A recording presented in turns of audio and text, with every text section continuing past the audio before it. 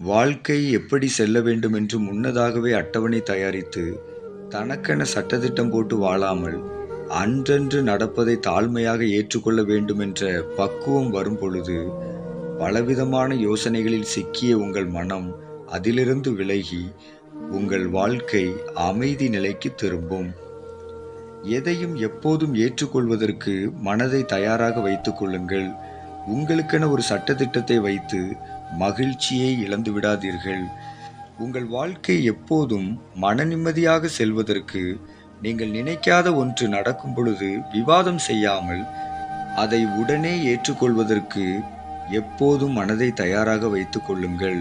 எதையும் ஏற்றுக்கொள்ள வேண்டுமென்ற ஞானம் பிறக்கும் பொழுது உங்கள் வாழ்க்கை அமைதியாக நகர்வதை காண்பீர்கள்.